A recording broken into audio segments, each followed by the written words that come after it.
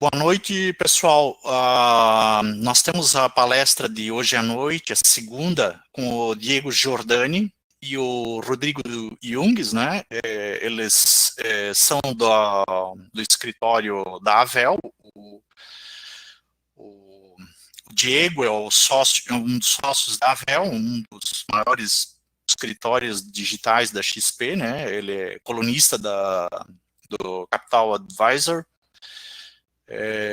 Já tem uma grande atuação na área, né, de economia, de investimentos, carteiras, portfólio e assim por diante.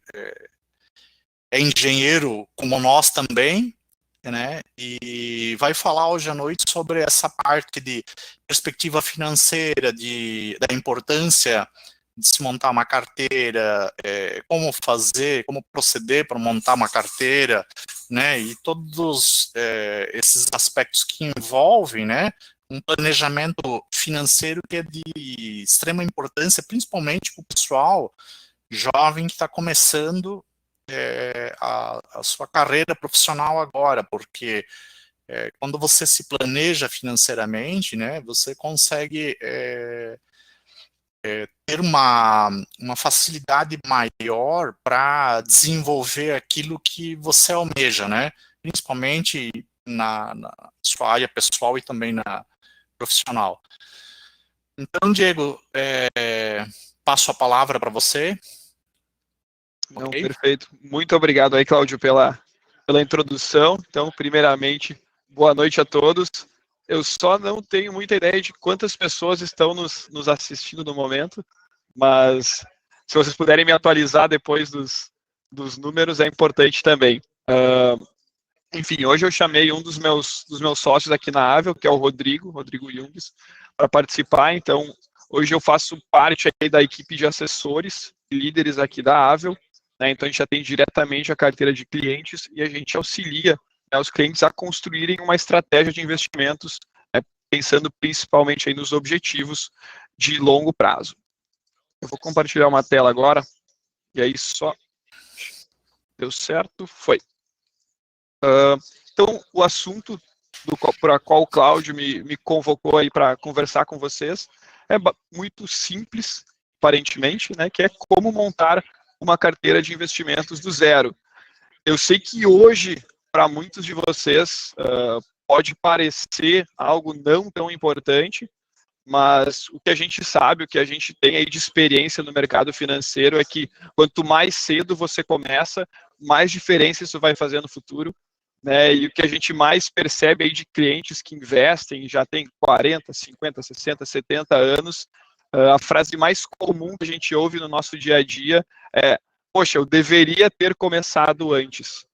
Né? Então, como o Cláudio comentou comigo, para um público jovem, eu acho que esse assunto é muito importante, né? É muito importante vocês estudarem, e hoje a gente dá início aí, não sei quantos de vocês já estudaram, começaram a ler sobre, mas a gente precisa se preocupar sim, né, com o nosso futuro, afinal aí, daqui na aposentadoria de vocês, vai ser muito difícil depender só da previdência do governo, né?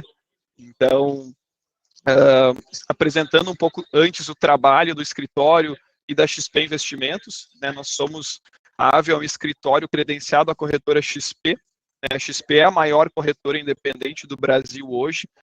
Para quem não sabe o que é uma corretora, basicamente, quando a gente compara uma corretora com um banco, né, a gente tem que o banco é a única loja de uma única marca, os produtos de investimento apenas do banco, e a corretora é um shopping, né? Então, dentro da corretora, você vai encontrar a maior diversidade de produtos de investimento e, com certeza, eu consegui construir uma carteira muito mais robusta, muito mais diversificada do que se fosse fazer pelo banco. Né? E, claro, a XP, por ser a maior plataforma da América Latina, ela traz junto a ela a possibilidade de você contar com uma assessoria, né, de investimentos, contar com uma pessoa disponível para ajudar a construção de uma estratégia, na escolha dos produtos, na orientação, nos estudos, enfim. Né? E a Avel Investimentos, que é o escritório do qual eu e o Rodrigo somos sócios, é o maior escritório digital da XP, né? Na verdade é o primeiro escritório 100% digital da XP, que presta assessoria muito assim, uma assessoria muito simples, né, por videoconferência, então você não precisa perder tempo se deslocando até o escritório, e a gente sabe que isso facilita demais aí para o investidor.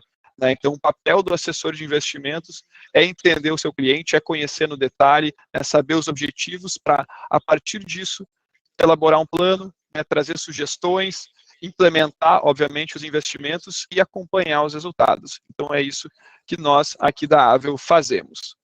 Beleza? Então, antes de ir para o conteúdo propriamente dito, eu gosto de fazer uma simulação, o Rodrigo vai me ajudar nisso, né, que acho que todos vocês devem conhecer Albert Einstein, e uma frase muito popular e que a gente usa muito assim no mercado financeiro é: juro composto é a oitava maravilha do mundo. Quem entende ganha, quem não entende paga. Então, por isso a gente fala da importância de começar mais cedo. Se você coloca os juros compostos, obviamente, quanto mais tempo ficar recebendo esses juros, maior vai ficar o patrimônio de vocês. Então, acho que se vocês puderem passar aí a bola para o Rodrigo para ele compartilhar a tela. Opa, pessoal, todo mundo me ouvindo? Prazer em estar conversando com vocês.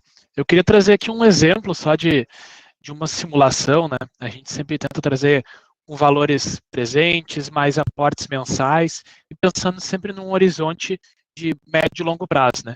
Quando a gente trata de questões de planejamento financeiro, a gente tem que pensar nesse horizonte, às vezes de 5, 10, 15, 20 anos, ou até mais, dependendo do objetivo de cada pessoa, né?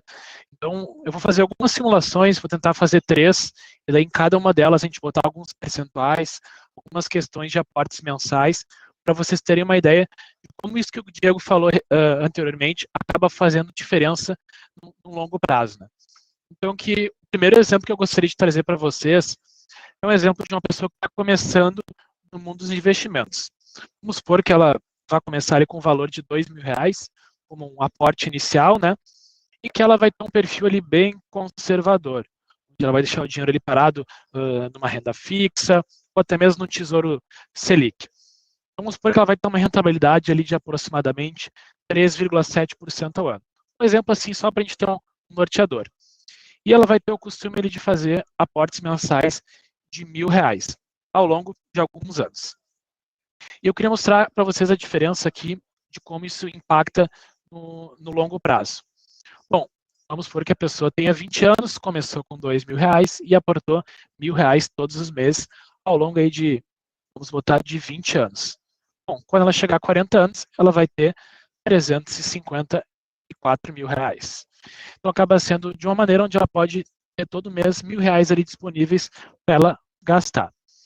Nesse mesmo exemplo, vamos pegar alguém que tem a capacidade de fazer um aporte maior, porque ao longo desses 20 anos, né, ela acabou conseguindo juntar mais recursos, teve aumento de salários, acabou vendendo algum carro, ganhou algum prêmio, então ela teve a capacidade de aportar R$3.000 ao longo de todos os meses durante 20 anos. O que acaba acontecendo? A gente pode ver que em 20 anos essa pessoa juntou o primeiro milhão. Então, para muitas pessoas com 40 anos ter o primeiro milhão pode ser bem atrativo. Para outras pode não ser tão atrativo. E o que a gente pode fazer para buscar uma maior rentabilidade é investir talvez uma carteira com maior acompanhamento, seja através da assessoria, buscando ativos descorrelacionados, que é o que a gente vai falar um pouquinho mais depois.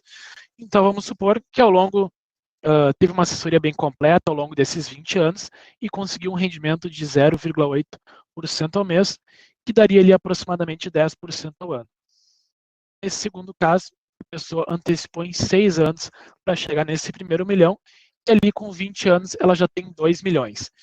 O que eu quero mostrar com isso? Que a grande diferença nos investimentos é a questão de ter uma assessoria, ou de tu buscar entender também um pouco mais sobre o mercado, sabendo que está investindo, essa gana por conhecimento, né, para realmente ter um retorno melhor esperado no longo prazo. E o segundo ponto, que é muito importante também, é a questão realmente dos aportes mensais. Esse é o ponto-chave nos investimentos, não é nem o capital que tu inicia, e sim a frequência com que tu faz esses investimentos. É claro que vão ter momentos que talvez vai ter alguma emergência, não vai conseguir aportar naquele mês, então assim, é bem importante ter essa consistência no médio prazo. Isso é um investimento então, para quem está começando. Vou trazer só mais uma simulação para alguém talvez que já esteja com capital assim para iniciar maior. Então vamos supor aqui que seja um exemplo de 100 mil reais e a pessoa vai ter essa mesma capacidade de conseguir rentabilizar 10% no médio e longo prazo. E ela vai aportar esses mesmos 3 mil reais. Então aqui já dá uma diferença também bem significativa. Então o que eu quero mostrar? Nessas duas simulações que eu mostrei, num exemplo a pessoa vai ter 2 milhões e 800 mil, no outro ela vai ter 2.300. 500 mil pode parecer bastante diferença, mas o principal ponto que eu quis mostrar é que o aporte mensal é o que faz a diferença. Nem tanto a questão do que tu vai começar, mas sim o costume de quanto antes começar a questão dos investimentos, mais cedo vai começar a deixar os juros compostos trabalharem por ti. Então, era basicamente só para dar essa introdução de como que pode fazer diferença realmente no longo prazo. Perfeito. Se puderem voltar para mim, por favor. Aí. A sincronia tá perfeita. Então, acho que essa ideia, assim, o Rodrigo fez algumas simulações, como a gente não sabe exatamente a condição de cada um, claro, mas só para trazer assim, poxa, quanto antes começar, né, os juros compostos vão começar a agir antes e vão, quem sabe, carregar vocês aí até os objetivos. Beleza? E aí, obviamente, quando a gente fala de juros, a gente sabe que na nossa economia, eu já vou explicar um pouquinho mais, existe uma taxa de juros base para a economia. E para quem já tem algo na poupança, né, eu vi ali que o Lucas tem 28 anos, então provavelmente já deixou na poupança ou tem alguma coisa lá no conta, deve ter percebido que com o passar dos anos, esse investimento vem rendendo cada vez menos, a poupança vem rendendo cada vez menos. E o que aconteceu, né? O que está acontecendo para estar esse rendimento tão baixo? A gente teve uma mudança, né, na nossa taxa de juros, na taxa base da economia. Então, se eu pegar 2015 e 2016 e tivesse lá na época a Nuconta rendendo, ela renderia 1% ao mês para o investidor. Muito fácil, né? Muito fácil. E agora, hoje, essa Nuconta, ela rende 2% ao ano e ainda tem imposto de renda. Então, assim, a taxa de juros base da economia, ela reduziu muito, isso impacta diretamente no retorno dos investimentos. E a gente reforça, ficou mais difícil ganhar dinheiro, né? Então, precisa sim tomar aí alguma iniciativa para mudar e buscar um rendimento maior. Então, uma pergunta aqui do Lucas, qual é a perspectiva dos títulos do Tesouro Direto com vencimentos de longo prazo com a política econômica atual? Eu vou entrar nessa pergunta assim que eu comentar um pouquinho ali sobre a taxa base, para introduzir um pouquinho melhor a renda fixa também. Tá? E a inflação, claro. Então, comentei sobre o CDI, taxa de juros, né, que ela vem sendo cortada. Então, todos os países possuem uma taxa base. Né? Então, a taxa de juros nada mais é que a rentabilidade de um investimento ao longo de um dado período. E o Brasil tem a taxa Selic como a taxa básica de juros, né? É o custo do dinheiro na nossa economia. É o custo que norteia todos os créditos no país. Então, quando você empresta, quando você investe na Nuconta, por exemplo, você está emprestando dinheiro para o Nubank e ele te paga 100% do CDI, que é basicamente a taxa Selic. Quando eu coloco o dinheiro na poupança, eu estou emprestando dinheiro para o banco e ele me paga 70% do CDI, certo? Então, quem empresta recebe, quem pega emprestado paga, né? E o que a gente fala é importante estar sempre do lado de quem empresta, né? Que aí sim a gente é um investidor. Então, a taxa de juros é isso, é o norte para o custo de dinheiro da economia, o custo do crédito. E outra questão muito importante, né, é que a gente tem a parte da inflação. Então, obviamente, quando eu empresto dinheiro, eu não quero que o meu dinheiro perca valor. Então, eu quero que ele tenha uma rentabilidade real. Mas o que é essa inflação? Né? Como ela se comporta? Ela é fixa? Ela varia? Então, a inflação nada mais é do que o índice de preços ao consumidor amplo. E cada ano ela é medida pelo IBGE e ela varia, né, então, de acordo com a oscilação nos preços dos produtos. Né? Quem é mais antigo deve ter passado aí pela época de hiperinflação, né, então, que chamava, era o dragão da inflação, momentos mais críticos assim do país, mas tem uma inflação. E quando eu invisto, eu tenho que, no mínimo, ganhar mais do que a inflação, né, para que o meu capital tenha uma rentabilidade real. Explicando de uma forma simples, né, então a inflação ela é o nome dado ao aumento dos preços dos produtos e serviços. Ela mede o quanto o poder de compra do dinheiro varia com o tempo. Efeito prático da inflação: lá em 1970, eu conseguia comprar um cafezinho por 25 centavos. Com o passar dos anos, o cafezinho se tornou mais caro.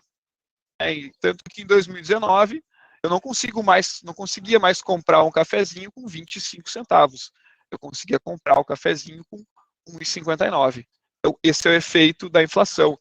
É a valorização, né, mede quanto o poder de compra do dinheiro varia com o tempo. Ou seja, o cafezinho ficou mais caro, na verdade, o meu dinheiro não vale mais a mesma coisa.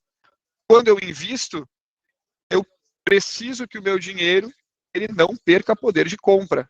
Eu preciso ver meu dinheiro rendendo mais do que a inflação, para que, obviamente, eu não esteja perdendo realmente. Às vezes, o que está acontecendo hoje no Brasil é que a taxa de juros está em 2% ao ano, e a expectativa para a inflação está acima de 2%. A meta de inflação é acima de 4%.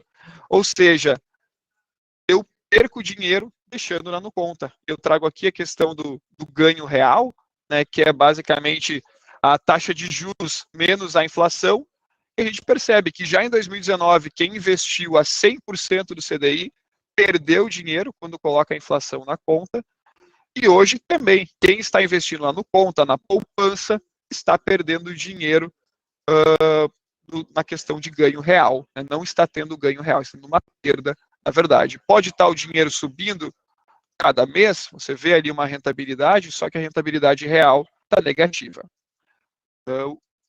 Lucas, você mencionou ali, qual a perspectiva dos títulos do Tesouro Direto com vencimento de longo prazo com a política econômica atual? Quando você menciona títulos do Tesouro Direto, né, existe o Tesouro Selic, né, o pré-fixado e o IPCA. Se você pudesse só elaborar um pouquinho melhor essa pergunta. Olha só, o Guilherme perguntou: vocês acham que o Tesouro Selic pode voltar a ser tão bom quanto era nos anos de 2015 e 2016? Guilherme, tem que acontecer alguma coisa fora da curva, assim, tá?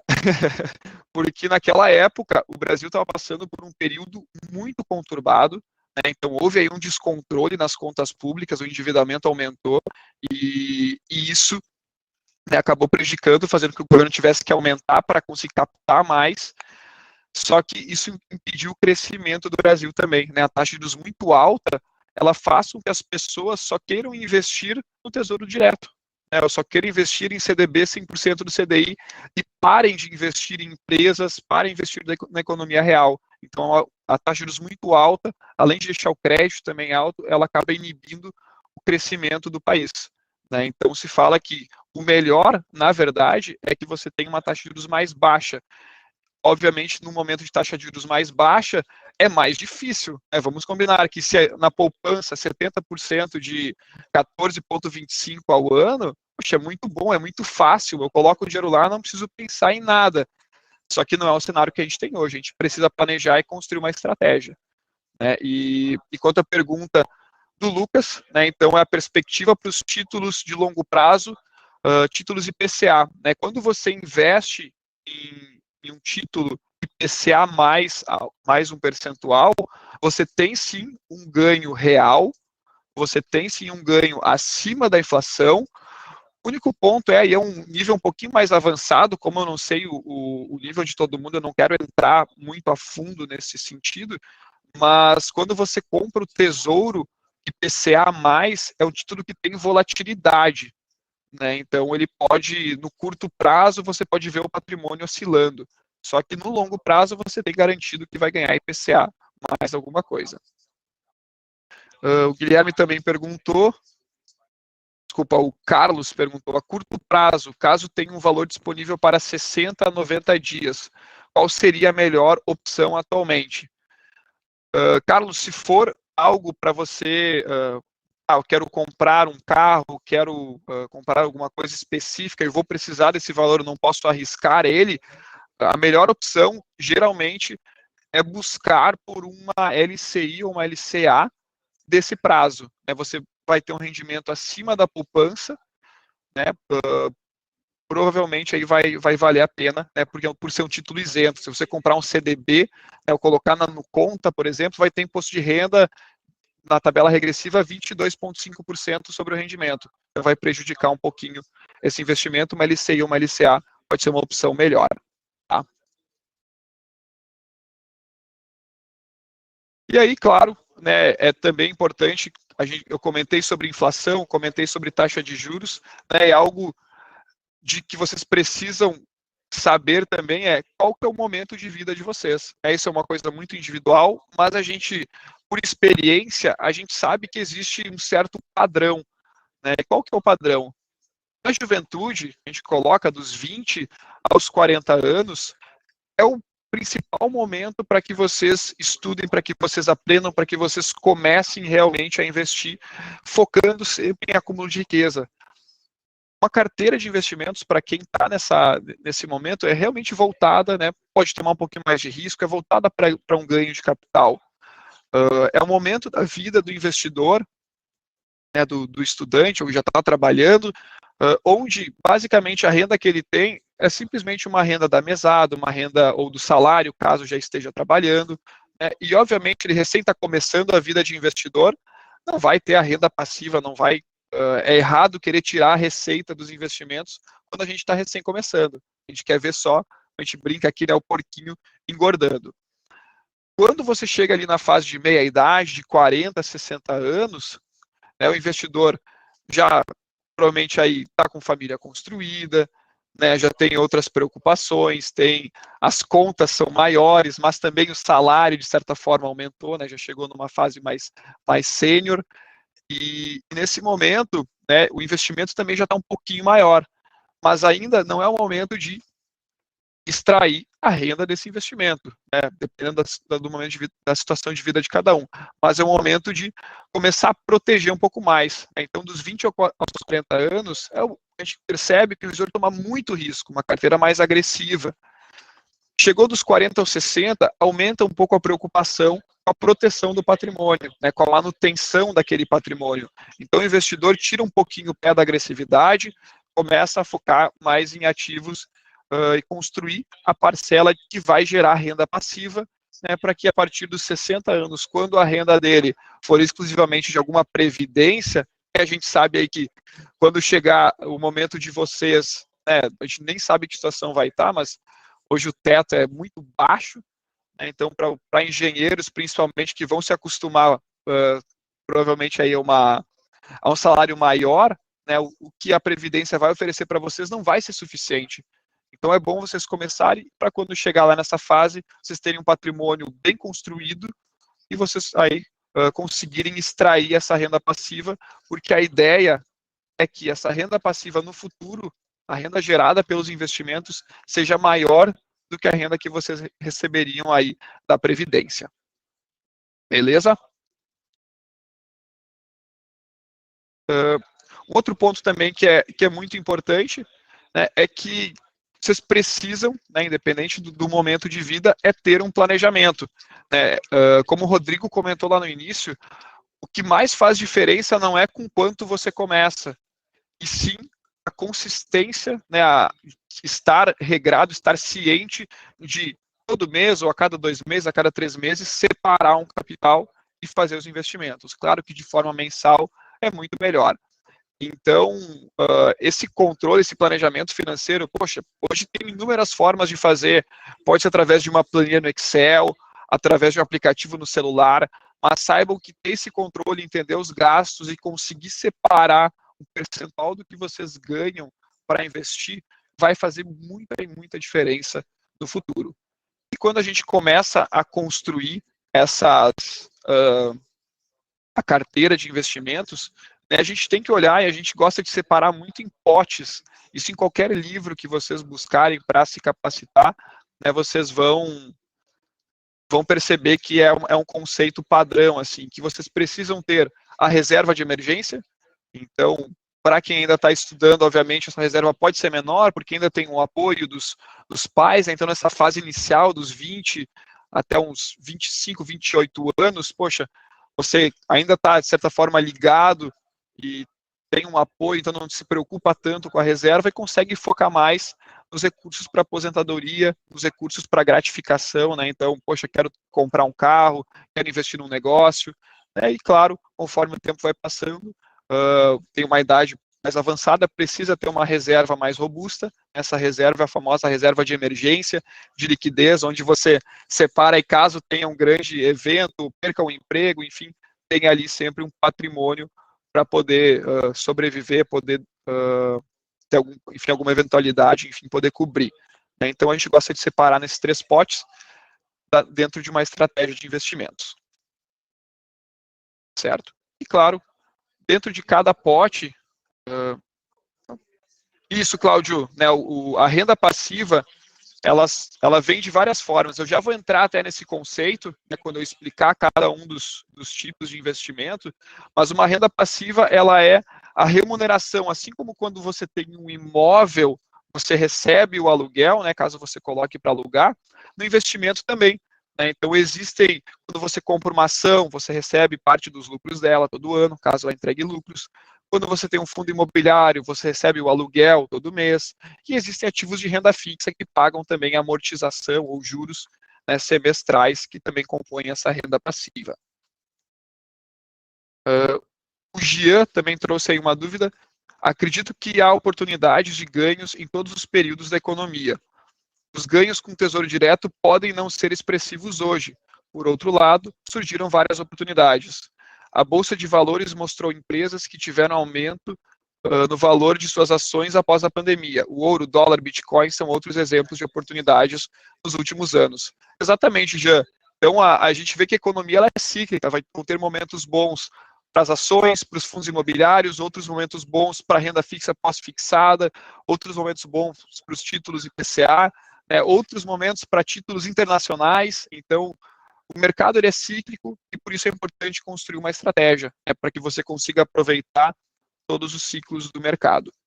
Acho que até complementando um pouco nessa parte da diversificação que o Jean colocou ali, o que é bem importante, né, que quando a gente trabalha com a questão dos aportes mensais, que vocês podem perceber que eu falo bastante sobre isso, é que na questão dos aportes mensais não necessariamente vai precisar ser todo mês no mesmo segmento. Então, já falou, tem ciclos econômicos. Talvez nesse momento possa estar mais interessante para determinado ativo que está mais descontado e que no futuro ele venha se valorizar. Então, uma estratégia que pode ser utilizada também, acho que o Diego até vai falar um pouquinho melhor depois, é sempre naquele mês que for fazer um aporte, talvez tentar entender qual ativo da carteira que está pior precificado naquele momento, que claro, que seja um bom ativo, né, para poder deixar que no médio prazo aquilo acabe rentabilizando maior do que os demais ativos que já estão num ponto ótimo aí na questão da estratégia de investimentos. Então, realmente, ouro, Bitcoin, dólar, além dos ativos que a gente vai comentar mais tradicionais, sempre vai ter um bom ponto de entrada se a gente tiver uma visão aí para médio e longo prazo. Perfeito. Obrigado, Rodrigo. E aí, obviamente, entrando um pouquinho assim nos produtos, né? Acho que é importante, já vieram algumas perguntas de renda fixa, já falaram de renda variável, a gente já falou de dividendos, e eu gosto de trazer assim, uma introdução e explicar um pouquinho assim, das formas de se investir. Hoje no mercado, a base é que a gente tem 2 formas de investir. Uma delas é emprestar dinheiro e a outra é se tornar sócio. A renda fixa, ela é o emprestar dinheiro. Certo? Então, quando você investe em renda fixa, você está emprestando dinheiro para alguém, para alguma instituição, a uma taxa pré-acordada. Hoje no mercado existem 3 taxas principais, né? Então, existe a renda fixa pós-fixada, que é basicamente a poupança, a no conta, CDBs pós-fixados, né? Aquele CDB 120 do CDI. O Tesouro Selic também é uma renda fixa pós-fixada, então, basicamente, a rentabilidade do título vai acompanhar a variação da taxa Selic. Existe também o título pré-fixado, né, que você combina, você acorda, na hora que você empresta o dinheiro, quanto você vai receber todo ano. Então, independente do que acontecer com a taxa de juros ou com a inflação, você sabe exatamente quanto você vai ganhar. E, claro, existem também os títulos de renda fixa de ganho real, que são os títulos IPCA+, que rentabilizam para o investidor a inflação mais um prêmio. E, claro, né, quando a gente busca esses tipos de remuneração, né, a gente tem diferentes emissores, cada um com o seu risco. Né? Então, se fala que o título do Tesouro Direto, né, do Tesouro Nacional, é o título de menor risco do mercado, o título que tem a maior liquidez, a maior segurança, enfim. Mas, obviamente, por ser o mais seguro, é o que vai entregar a menor remuneração. E aí também existem os emissores. Então, quando a gente fala de Nubank, né, a Nuconta ou a poupança, eles são emitidos por bancos. E eles possuem a proteção da FGC. Então, são títulos que também têm uma segurança. E há também a possibilidade de investir em títulos de renda fixa de empresas. Então, a Petrobras, por exemplo, ela emite títulos IPCA mais 4% ao ano, por exemplo, e você pode investir numa debênture da Petrobras. Então, existe a possibilidade de investir em renda fixa em diferentes emissores. O que é muito importante de entender? Quanto maior o prazo que eu posso dar para a renda fixa, maior vai ser a taxa que eu posso receber. Então, eu uso muito de exemplo os CDBs que a gente trabalha aqui na XP. Se eu pegar um CDB, por exemplo, de liquidez diária, poxa, eu vou receber 100%, 105% do CDI. Se eu contratar um CDB de um ano, poxa, eu já vou conseguir 120% do CDI.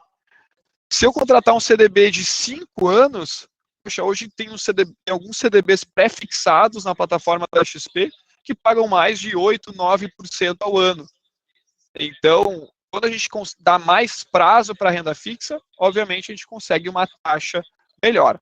Isso é muito importante. Só que a gente não vai ter a liquidez imediata. Então, por isso é importante definir, né, quais são os potes, como é a nossa estratégia, para saber o quanto a gente pode abrir mão da liquidez. Beleza? Alguma dúvida quanto à renda fixa? Ver? Lucas trouxe o Patrick trouxe uma dúvida, mas é de renda variável. Já vamos entrar nela, Patrick. Beleza. Indo um pouquinho agora na questão de renda variável. A renda variável então eu comentei, a renda fixa é quando você empresta dinheiro. A renda variável é quando você se torna sócio daquele investimento. Então, exemplo, fundos imobiliários, ações, ouro, dólar. Vou comentar um pouquinho de cada um para trazer essa introdução. Fundo imobiliário, você se torna sócio de uma gestora de imóveis. Você pode se tornar sócio de um shopping, de um galpão logístico, de um prédio, de escritórios, de uma universidade, né? Então, tem várias modalidades de fundos imobiliários. Nele, você vai ser sócio, você vai ter uma fração dos imóveis. E, obviamente, quando o inquilino pagar dividendos, né, pagar o aluguel, o fundo imobiliário vai distribuir, de acordo com a proporção que você tem investido, ele vai distribuir o aluguel para você. Então, muita gente gosta do fundo imobiliário como renda passiva, né, ou como forma de acumular patrimônio, porque todo mês ele paga aquele aluguel na conta de vocês. E é um aluguel isento de imposto de renda.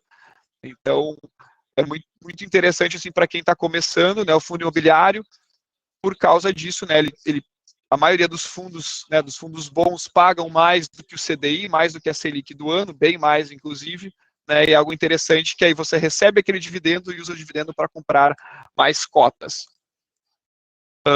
Um ponto também sobre o fundo imobiliário, eu comentei que é renda variável, né, obviamente, sendo renda variável, a cota do fundo oscila. Né, então, poxa, no momento, eu tenho a cota dele, deu problema no imóvel, poxa, provavelmente a cota do imóvel do fundo vai desvalorizar. né? Ah, o fundo está expandindo, está crescendo, né? Conseguir um contrato com um inquilino, um contrato longo, com preço atrativo, né? Com aluguel atrativo para o investidor, a cota do fundo pode valorizar. Então, por isso, o fundo imobiliário é renda variável. Você compra, o dividendo que você recebe está caindo todo mês, porém a cota oscila, assim como quando você tem um imóvel. Se o mercado, né, imobiliário está bem, obviamente o imóvel que vocês, se alguém de vocês tem imóvel, claro, tem um apartamento, tem uma casa, enfim, o preço varia. Né? No momento que o mercado está melhor, o imóvel vão pagar mais por ele.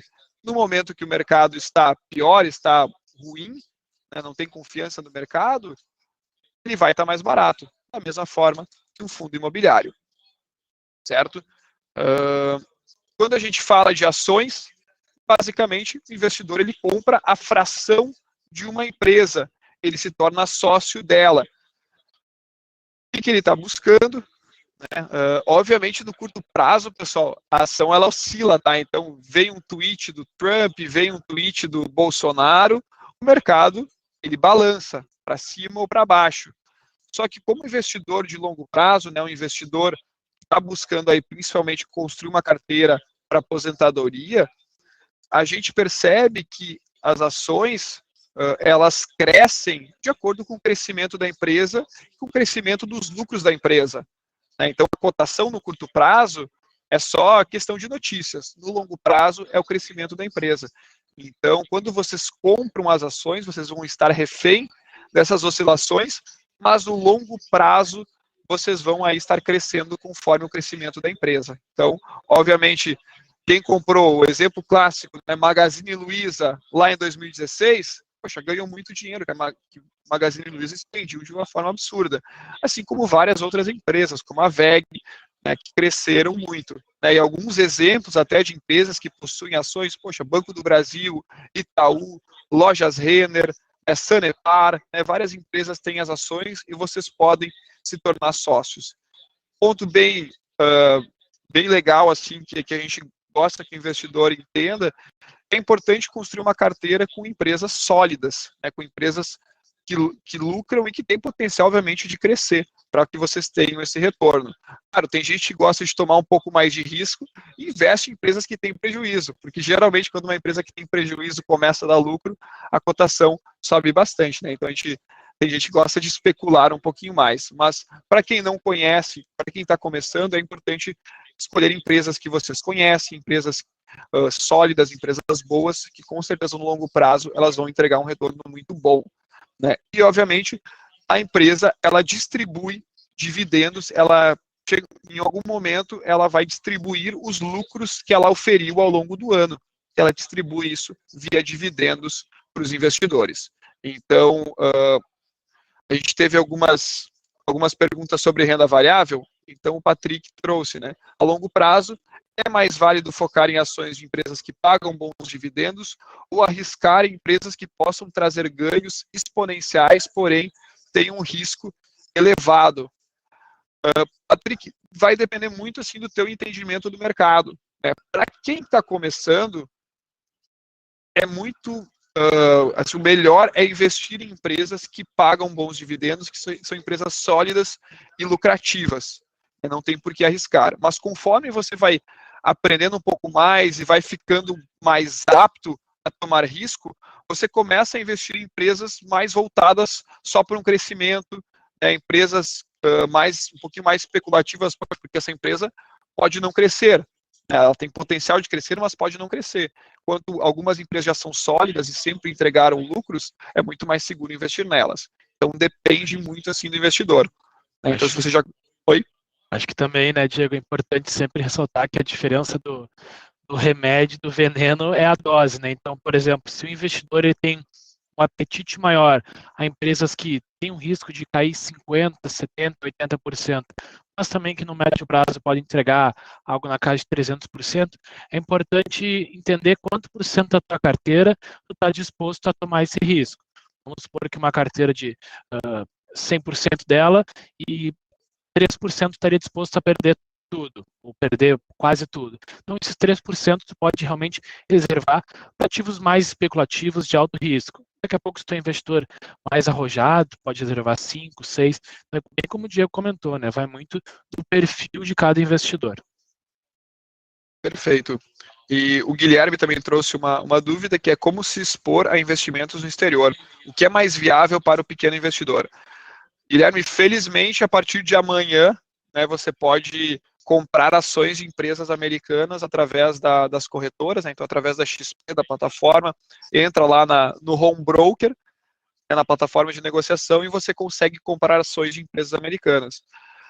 Caso, poxa, não conheço muito bem as empresas, tenho um pouco de medo, a gente consegue investir também através de fundos internacionais, né? Fundos que escolhem, aí tem um gestor profissional que vai escolher as empresas e vai tentar te entregar um bom retorno ao longo do tempo. Complementando ali, Diego, então assim, quando a gente pergunta em investir no cenário internacional ou no mercado internacional, hoje existem duas maneiras, né? A gente pode investir através de ativos dolarizados e não dolarizados, né? Não sei se você ia complementar sobre essa parte depois, Diego. Não, pode falar, Rodrigo. Tranquilo. Então, quando a gente investe em ativos dolarizados, né, são ativos que, além da variação, da oscilação do ativo ou do fundo, tu vai ter a exposição ao dólar. Então, se o dólar cair, tu vai estar tendo uma desvalorização também, como se o dólar subir, tu vai estar tendo essa valorização. Isso além do ativo, né? Então, a gente pode investir isso sem influência do câmbio ou com a influência do câmbio. Quando a gente fala de ativos dolarizados, né, a gente pode investir através de BDRs, de fundos internacionais de renda fixa, fundos internacionais de renda variável, ou até mesmo através dos ETFs, né? E quando a gente fala através de ativos não dolarizados, tem alguns instrumentos que não têm influência do dólar, então assim, a gente pode ter até uma proteção no capital, alguns investimentos alternativos aí também, para quem quiser não ter essa influência do dólar, às vezes acha que o dólar acaba estando muito alto, ou até tem algo voltado na sua empresa ou na sua profissão que não quer se expor também a essa parte do dólar. Só para complementar um pouquinho mais essa parte. Perfeito, obrigado, Rodrigo. E acho que um conceito assim que é muito importante, né, a gente já mencionou lá atrás quando a gente falou um pouquinho de taxa de juros, mas existe a famosa tríade dos investimentos. E quando a gente fala em renda fixa, quando a gente fala em renda variável, né, e quando a gente vai montar a carteira, a gente tem que ter isso em mente. Lá em 2015 e 2016, quando a taxa de juros era 14,25% ao ano, poxa, eu conseguia ter rentabilidade, liquidez e segurança, porque eu investia na poupança, investia no Tesouro Selic, tinha mais de 1% ao mês, então era muito fácil de eu investir. E agora, né, nesse movimento, a taxa Selic lá embaixo, a gente precisa, né, escolher só 2 nesse triângulo. Então, se eu quero ter segurança e liquidez, com certeza eu não vou ter rentabilidade. Vou ficar refém da poupança ou de ativos ali 100% do CDI. Se eu quero ter segurança e rentabilidade, eu vou ter que abrir mão da liquidez. Né? Eu vou ter que investir em algum fundo de um ótimo gestor que tem um prazo maior, eu vou ter que investir em um CDB que me paga 8, 9% ao ano, mas é para 5 anos. Né? Então eu tenho que abrir mão da liquidez. E claro, se eu quiser rentabilidade e liquidez, hoje o produto principal, fundos imobiliários, ações, eles têm volatilidade. A cotação deles oscila dia após dia. Então eu abro mão da segurança para ter rentabilidade e liquidez. Então, acho que esses são os principais conceitos que a gente precisa ter, né, na hora de construir uma estratégia. E quando a gente fala de estratégia, a gente já comentou algumas vezes, basicamente distribuir, né, o patrimônio em classes de ativos, né, tanto nas classes de menor risco e aumentando gradativamente. Né? Quem começa, geralmente inicia diversificando na renda fixa e depois começa nas outras classes. Mas antes até comentaram, poxa, tem vários ciclos econômicos no mercado que a gente pode aproveitar. Quando a gente monta uma estratégia de alocação, né, obviamente a gente garante que a nossa carteira vai conseguir passar muito bem, independente do cenário. Né? Então, dentro da renda fixa, como eu mencionei, a gente pode investir no pós-fixado, que é atrelado à CDI, na inflação, no pré-fixado, todos eles têm a sua importância e merecem uma atenção na hora de montar a carteira. Dentro da parte mais diversificada, intermediária, né, a gente comentou de fundos imobiliários, mas também existem os fundos multimercados, né, que são fundos aí de várias, que você basicamente contrata um gestor, né, você deixa o dinheiro na mão, se torna sócio de um fundo que possui um gestor profissional que vai balancear uma carteira para entregar rentabilidade. Existe aí também a parte de diversificação internacional. E na renda variável, claro, a gente tem principalmente aí as ações. E para quem não quer comprar as ações direto na plataforma, pode ainda contratar também um fundo de ações. De novo, como um fundo multimercado, tem um gestor que vai construir a carteira de ações. Né? Então, quando a gente monta uma estratégia, né, até trazendo assim um exemplo, poxa, vamos olhar para uma estratégia de alguém que está em uma fase de 25 a 30 anos, né, mas ainda não quer tomar tanto risco, né, como que a gente pode distribuir? Né? Então, a gente sempre gosta de trazer um exemplo, então uma estratégia com bastante pós-fixado, um pouquinho de pré, bastante inflação, né, focando aí na questão de aposentadoria, obviamente a diversificação trazendo os fundos imobiliários, que com o passar do tempo tendem a crescer, né, que lá no futuro, lá no longo prazo, vão ser os ativos que vão trazer a renda passiva, os dividendos mensais. Os fundos multimercado têm sua importância, que diversificam muito bem a carteira, a parte internacional, e aí também, obviamente, trazer ações, fundos de ações e algumas operações estruturadas, que também é um pouquinho mais específico, eu não vou entrar muito no detalhe agora. Respondendo algumas perguntas,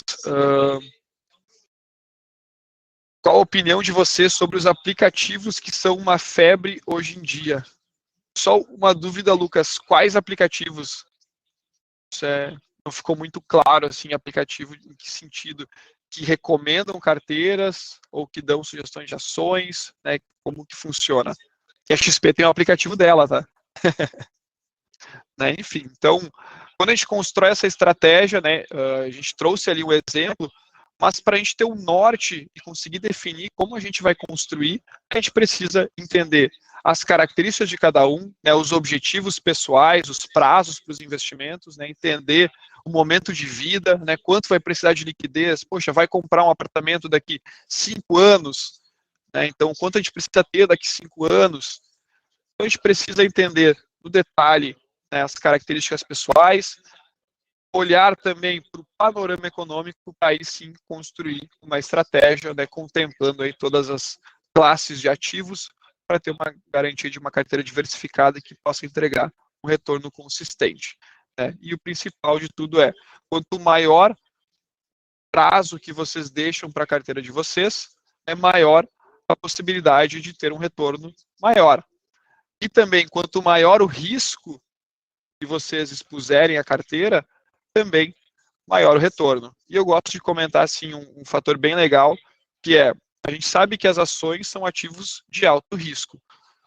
Quando a gente olha, principalmente para a Bolsa Americana, é muito mais desenvolvida que a Bolsa Brasileira, estatisticamente é impossível perder dinheiro na Bolsa Americana se eu olho para uma janela acima de 10 anos. Então, quando a gente fala assim, ok, a renda variável ela tem risco, mas se eu der prazo, escolher boas empresas para a minha carteira, no longo prazo é muito difícil que eu realmente perca dinheiro. Né? Então, as ações elas entregam potencial, trazem bastante crescimento, pagam dividendos. Então, é isso que é importante, assim, elas fazerem parte da carteira de vocês, né, nessa fase mais inicial de investidores, para que no longo prazo vocês tenham os melhores retornos e não ficarem reféns só aí de poupança, no conta, enfim. Né? Então, era isso aí que a gente tinha para apresentar hoje. E agora a gente vai sanando mais algumas dúvidas de vocês. Lá, então, o Jean trouxe uma pergunta sobre: vocês usam mais análise fundamentalista ou técnica ou uma combinação? Jean, de novo, estratégia, né? Vai depender muito do investidor com o qual a gente está trabalhando. Né? Então, se você é uma pessoa que vai tomar mais risco, né, que, poxa, eu quero ganhar no curto prazo, a análise técnica é muito voltada para o curto prazo, para oferir ganhos, poxa, comprando no momento de baixa, vendendo na alta, então operando de uma forma mais rápida. a análise fundamentalista é muito legal, obviamente, para o investidor de longo prazo, que entende, poxa, essa empresa é uma empresa que está crescendo, que está pagando lucros, né, pagando dividendos todo ano, né, obviamente tendo lucros, e ela está, enfim, compara com outras no mesmo setor, e aí compra a empresa mais segura e que tem um potencial bom. Então, assim, de novo, é muito variável, depende do investidor. A gente tem até, usando o exemplo do Cláudio, né, Cláudio? Sei que você gosta bastante da análise fundamentalista, mas também gosta de olhar um pouquinho o gráfico para entender se está num ponto de entrada interessante. Né? Então, depende muito. Tem gente que só vai para fundamentalista, tem gente que só trabalha técnica e tem gente que gosta de uma combinação. Depende do investidor, Jean.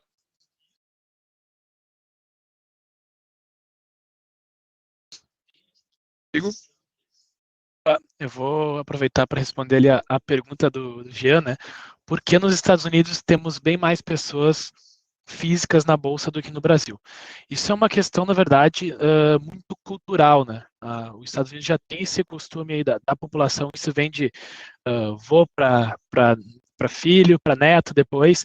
Então, assim, sempre se teve aquela cultura no solo americano de investir pensando na aposentadoria através no mercado de ações. Então, hoje aí, mais de 60% da população americana já investe aí no mercado acionário. No Brasil, a gente sempre teve a cultura, assim, da questão da casa própria, de viver ali, talvez, investir na renda fixa. O país também é mais bagunçado em termos de político, fiscalmente, também nunca teve essa educação através das escolas, a parte de educação financeira mesmo. Né? Uma coisa que a gente debate aqui muito no escritório, deveria ser algo que poderia ter nas escolas, né, a parte já desde o ensino fundamental, a gente poder aprender um pouquinho mais sobre educação financeira, porque realmente isso é algo que já vem culturalmente lá fora e aqui no Brasil ainda não se adota. Né?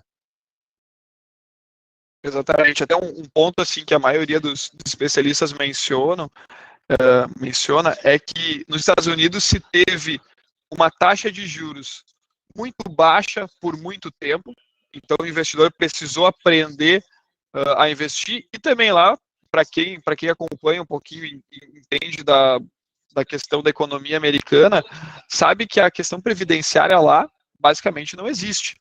Né? Você tem que acumular o seu patrimônio.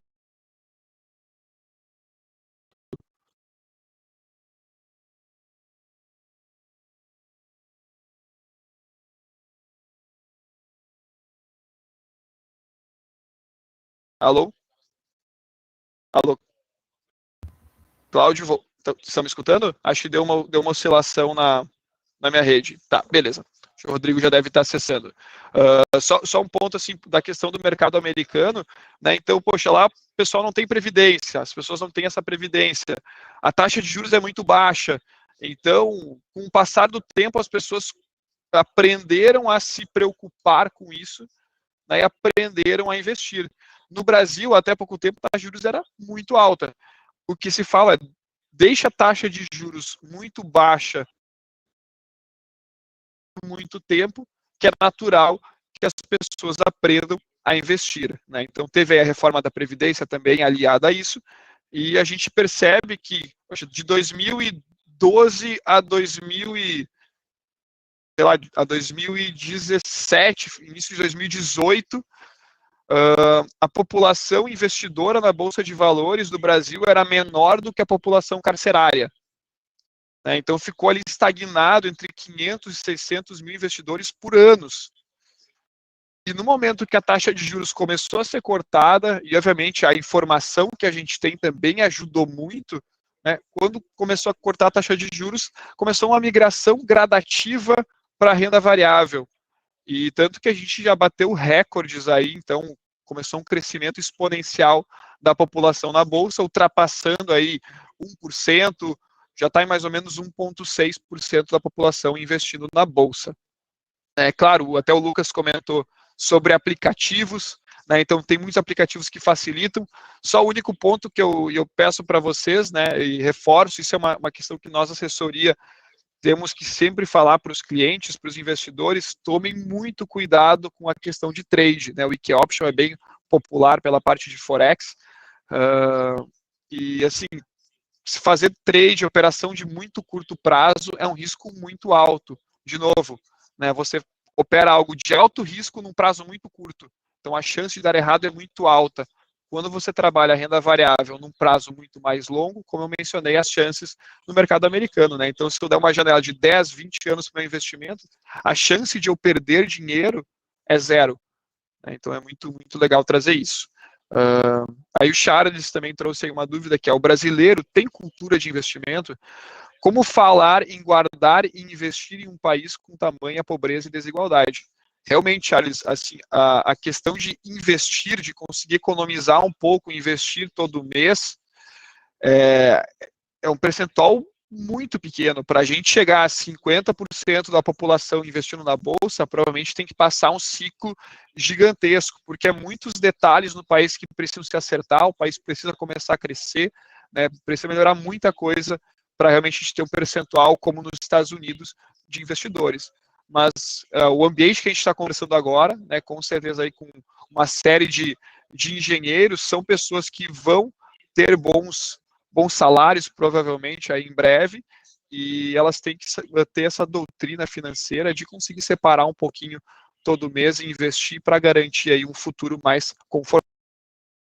Até complementando um pouco, né, a questão daí entra numa linha de educação financeira que vai um pouco da gente também partir de nós mesmos termos essa educação, né? Eu, por exemplo, eu comecei a juntar dinheiro desde que eu tinha 10 anos, então eu ganhava ali R$50 da minha avó, de alguém no Natal, aniversário, ia juntando. Quando eu ganhei meu primeiro salário, que era de estágio, era R$700. O que eu fazia? Eu usava 600 para o meu lazer, para pagar algumas contas, e 100 eu ia guardando. Conforme eu fui tendo aumentos, uma parte eu dividia para aumentar minha capacidade de aportes e eu também para elevar minha qualidade de vida. Né? Afinal, assim, a gente também não quer que vocês deixem de ter uma qualidade de vida boa ao longo desses 20, 30 anos e pensem só em investimentos. Tem que ser uma coisa bem equilibrada, né, que seja benéfico para ter continuar uma vida saudável, uma vida onde vai estar aproveitando ela, mas também tem essa educação de guardar. Então, acho que a capacidade de investir, de ter uma questão de guardar um pouco no mês, acho que todo mundo tem esse potencial. Uma pergunta do Guilherme, né? Com a onda dos especialistas de YouTube e a grande quantidade de cursos disponíveis na internet, como escolher algo que realmente vá fazer diferença no campo dos investimentos? Essa pergunta é chave, Guilherme, porque a gente percebe, assim, muita gente vai na onda, principalmente dos day traders, tá? E, de novo, tem gente que ganha, claro, mas tem um estudo da FGV que mostra que só 0,57% das pessoas que fazem day trade na bolsa realmente ganham mais que um salário mínimo. Então, isso dá ali, eles fizeram o cálculo, dava 72 a 74 pessoas que ganham mais de um salário mínimo só com day trade. Então, tomar muito cuidado, que realmente quem está vendendo curso de day trade não ir muito nessa onda, né, bem complicado mesmo, assim, é um risco muito alto, mas tem alguns especialistas muito sérios, existem várias casas de análise, né, e que prestam realmente um serviço, dão cursos de qualidade, né, então, desde, obviamente, da nossa assessoria, mas a gente tem parceria com com instituições de educação financeira, exemplo, Guia Invest, né, existem também aí, a gente fala bastante do Primo Rico, né, do Thiago Nigro, ele também tem muitos vídeos no YouTube muito bons, assim, na questão de educação financeira, né, o pessoal da Nord Research, enfim, outras casas que não são tão marqueteiras, né, que olham realmente, assim, para a questão de tem preocupação com o investidor, tá? O Jean trouxe também uma dúvida, que é: quais os cursos ou graduação posso fazer para atuar na área de vocês? Né, então, existem vários cursos, tá? Um dos cursos principais, obviamente, é a capacitação para a prova da Ancor, né? Então, um estudo bem aprofundado, você faz uma prova aplicada aí pela FGV, e tem vários cursos. O que a gente usa mais é o curso do Lucas Silva, e existe também a faculdade AI, que não é, que é a Faculdade de Assessores de Investimentos, não é obrigatória, né, para quem quer se tornar um assessor, mas é bem legal, assim, para entender a rotina. Inclusive, eu dou aula na faculdade AI. Além disso, a gente tem também alguns MBAs para atuação, né, um MBA em parceria da Infomoney com o IBMEC, então acho que também é legal. Eu sei que a PUC aqui de Porto Alegre tem também alguns MBAs para quem já é formado em engenheiro se aprofundar. No caso da minha especialização, eu fiz um sanduíche nos Estados Unidos durante a faculdade de engenharia, onde eu estudei a parte de business, accounting and financing lá fora. Né? Oi? Até só para complementar, né, talvez para o Lucas entender, o Lucas não, desculpa, para o Jean entender um pouquinho mais, o curso obrigatório para tu se tornar um assessor de investimentos, que é no meu caso do Diego, né, é tu ter a certificação da Ancor, né. Então, assim, tu não precisa nem ter graduação ou pós-graduação. Isso é o mínimo exigido, né. Agora, é claro, se quiser se especializar, fazer uma engenharia, ter algum curso fora, como o Diego fez, eu também fiz um MBA em finanças aqui da PUC. Então, assim, o obrigatório mínimo é ter a Ancor. Os demais são requisitos, assim, que para tu desenvolver um pouquinho mais ou fazer cursos mais específicos, né? Mas aqui, até no escritório, hoje, eu acho no nosso, aí, acho que talvez 70% seja engenheiro ou cursando engenharia, e tem uma parte como eu que é administradora, outros que não estão atuando aí na área também, de administração. Perfeito. O Cláudio também trouxe mais uma dúvida, né? Podemos observar que há oscilações no curto prazo em ações. Porém, as boas empresas sempre entregaram lucros significativos em longo prazo. Como se diz, no longo prazo é impossível perder dinheiro com boas empresas. Exatamente. Né, Cláudio? Compra Banco do Brasil, né, compra Itaú, que são empresas que entregam muitos lucros, pagam bons dividendos. No curto prazo, ok, vai oscilar, vai cair, principalmente agora no coronavírus. Mas quando você receber o dividendo, você compra mais, faz preço médio, né, e a ação vai estar sempre entregando lucros, te pagando, te remunerando e crescendo quando a gente olha uma janela de tempo bem maior. Acho que só complementando também, né, que a gente fala que boas empresas, a gente vai ganhar dinheiro no longo prazo, mas o segredo mesmo é diversificação, mesmo dentro de uma carteira de ações, né? Vamos supor que pegou um investidor que há 5 anos atrás investiu em Petrobras, Banco do Brasil, como o Diego comentou, Magazine Luiza e Cielo. O Cielo, na época, entregava lucro, tinha uma empresa que dava resultado. Então, essa pessoa ela acabou tendo prejuízo em Cielo, mas nas demais ela teve um lucro. Então, ela acabou tendo realmente um resultado consistente. Se ela escolheu um único ativo como Magazine, ela teve um lucro exorbitante. Agora, ela poderia também ter escolhido o Cielo. Nesse caso, era uma boa empresa considerada na época, ela acabou se dando mal, como eu falaria, se ela não acabou olhando os fundamentos aí no médio prazo. Então, assim, boas empresas no longo prazo dão lucro, sim, mas pode acontecer de uma ou outra acabar escapando ou mudando um pouco do viés fundamentalista dela. Então, quando montar uma carteira de ações, é bom escolher no mínimo ali 4, 5 ativos e também diversificar em setores. Né? Legal comentar, né, Rodrigo?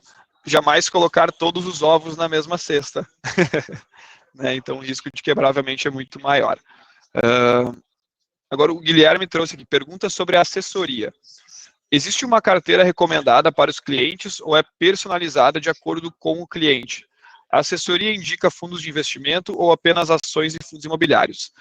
Guilherme, a gente, obviamente, tem escritórios, tem alguns analistas, enfim, que trabalham com carteiras gerais, simplesmente moderado, agressivo, conservador. Aqui na AVE a gente gosta muito de ir mais para uma linha personalizada, né, de entender um pouquinho assim sobre o que o cliente está precisando, né, quais os objetivos, como eu comentei até ali na apresentação. Deixa eu voltar alguns slides aqui. Então, entendendo as características pessoais, entendendo o panorama econômico e construindo uma estratégia personalizada. A gente sabe que assim o serviço fica com um valor agregado muito maior do que só ter uma carteira geral, né, para cada perfil de cliente. Né? Então, a gente indica, dependendo do perfil de cliente, ativos de renda fixa, fundos multimercado, ativos internacionais, ações, fundos imobiliários, né? Todo o portfólio, toda a construção do portfólio, a assessoria fica à disposição, né, para orientar. Né? Então, até o Patrick perguntou como funciona a assessoria de vocês para o investidor, taxas de administração, calls de investimento. Basicamente, a gente vai ter que conhecer cada um individualmente que tiver interesse, né, entender o perfil de vocês, entender os objetivos, a questão financeira, os aportes, para construir essa estratégia, né? O interessante é que, tendo a carteira de vocês, tendo os recursos na XP, né, a assessoria ela é gratuita, a XP ela provém com esse serviço. Claro que, dependendo do valor inicial, a assessoria vai ter uma diferença, né? Ah, poxa, se eu vou começar com 10 mil, se eu vou começar com 100, se eu vou começar com 500, 1 milhão, né, a equipe de assessoria ela vai ser diferente, vai ser num formato diferente a frequência de atendimento. Né? Quanto maior o capital que vocês têm, maior vai ser a frequência, né, com que vai ser feita a revisão da carteira. Mas, a grosso modo, tendo capital na XP, você tem direito aí a ter assessoria. Aí não tem custo adicional por ela. O Cláudio também perguntou, Rodrigo, se você quiser responder um pouquinho aí sobre os diversos setores de uma carteira de ações. Claro, quando a gente vai investir na carteira de ações, né, é muito importante, eu sempre falo, nunca investiu em ações e quer investir a primeira vez, é importante começar com aquelas ações de empresas que tu conhece, que tu entende o que está investindo por trás. Então, daqui a pouco você já trabalhou na linha de varejo, olha as empresas que tem no setor de varejo e dá uma analisada. Olha, gosto da Renner, gosto da Magazine, tenta entender um pouco mais do business e como que essa empresa rentabiliza, para entender se tu acredita também num viés de alta para o futuro. Mas falando um pouco sobre segmentos, né? Então a gente tem segmento de consumo cíclico, consumo não cíclico, então temos empresas do varejo voltada para atendimento presencial, que são atendimento não, tem as lojas físicas, as lojas de e-commerce, então dentro de varejo dá para expandir um pouquinho mais também. Temos segmento bancário, financeiro, temos as seguradoras, temos a questão da indústria, materiais, a questão de rodovias, petróleo, gás, então assim, existem vários setores, até mesmo de comunicação, de energia elétrica, tecnologia, saúde, então assim... É até legal, né, Rodrigo, de comentar assim, que dependendo do momento do mercado, alguns setores vão performar melhor e outros vão performar pior, né? Então pensa em, tem ações de empresas aéreas na Bolsa de Valores. Poxa, quando o mercado parou, lockdown, a empresa aérea sofreu muito, não tem mais viagem. Também parou, então obviamente as ações caíram muito. Shoppings também não ficaram fechados por certo tempo, algumas empresas de varejo. Agora, quem que se beneficiou? Você vai olhar, empresa como o Magazine Luiza, que trabalha muito no e-commerce.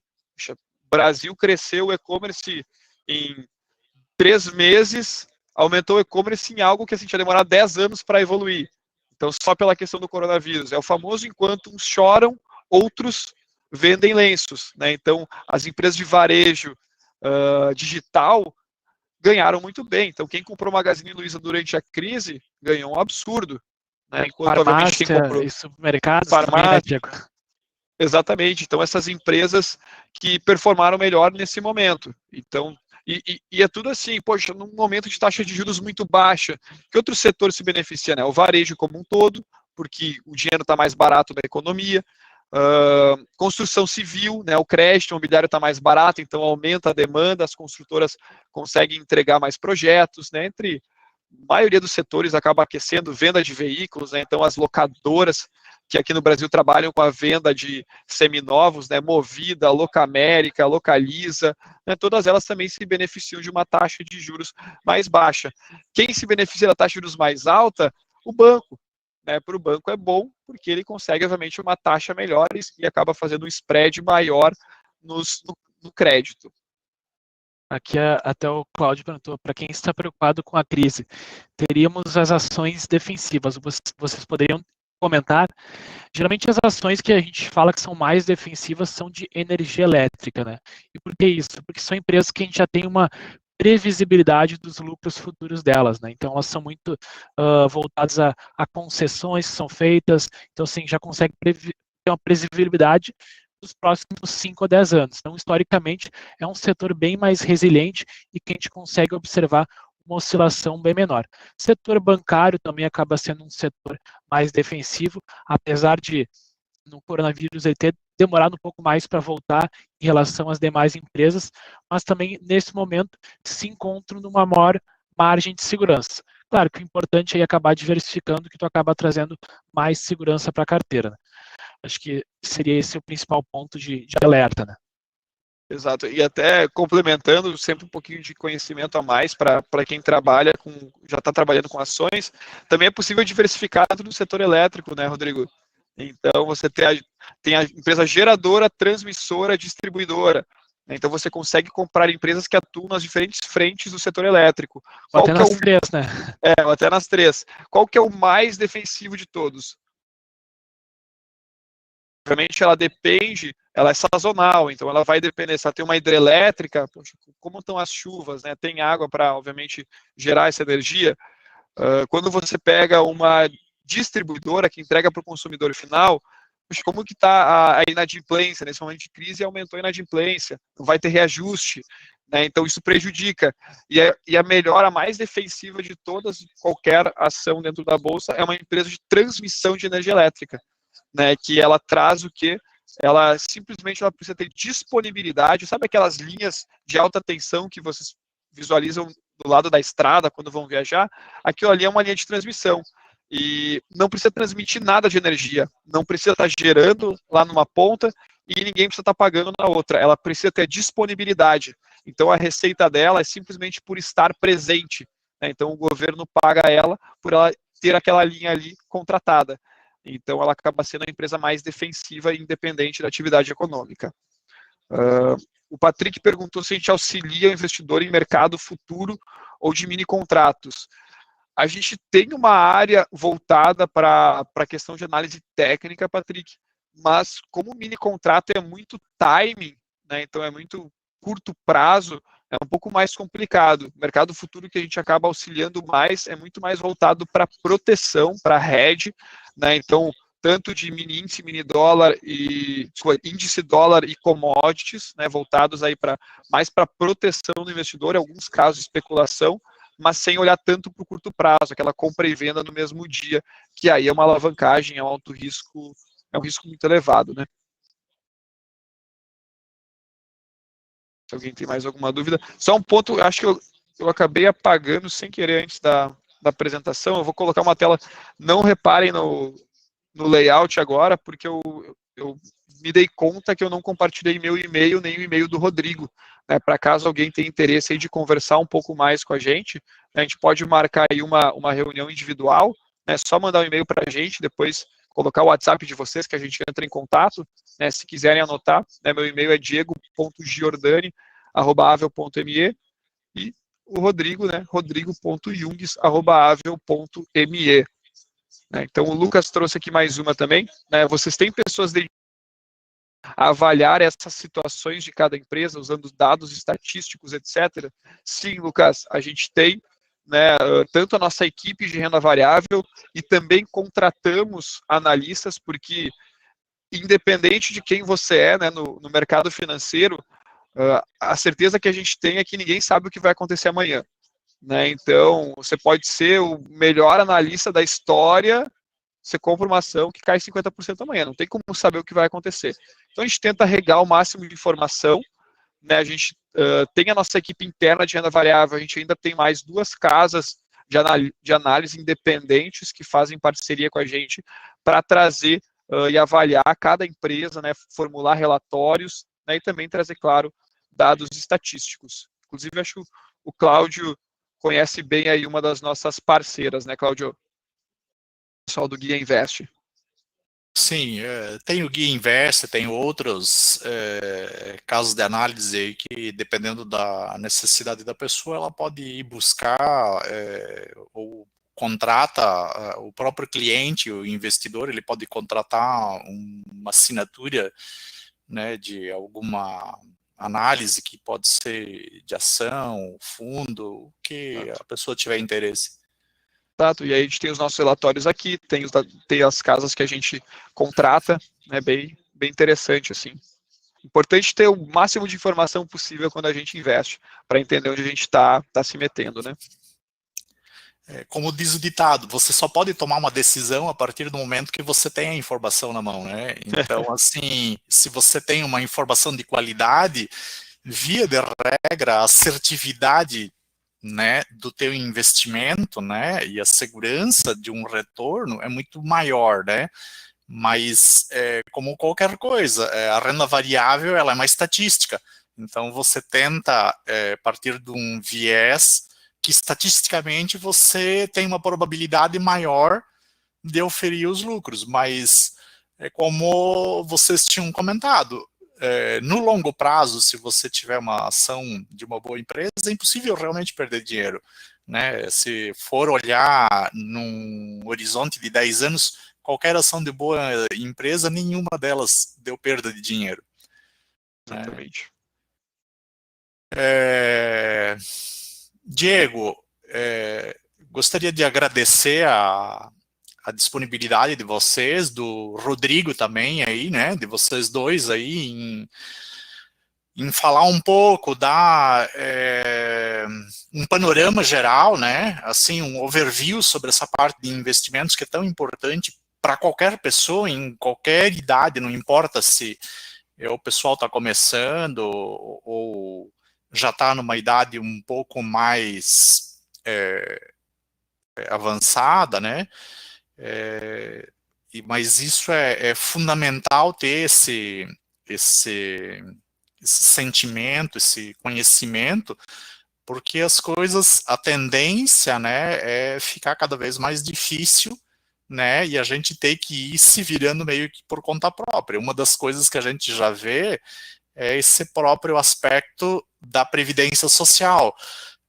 A gente nota que a cada reforma da Previdência as coisas estão ficando mais difíceis, né? Então, se você quiser, num futuro, ter uma renda, né, ou você não perder renda, porque vai chegar uma hora que todo mundo vai ter que parar de trabalhar, você vai ter que viver com alguma coisa de aposentadoria, né?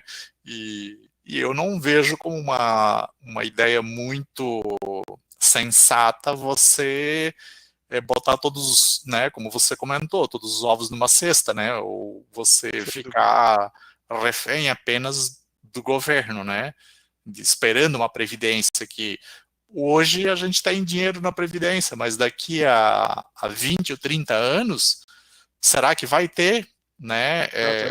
Aquela conta clássica, né, Cláudio? A população ela tende a envelhecer, né? Quando a gente compara, olha o que aconteceu num país desenvolvido, cada vez mais a população foi envelhecendo.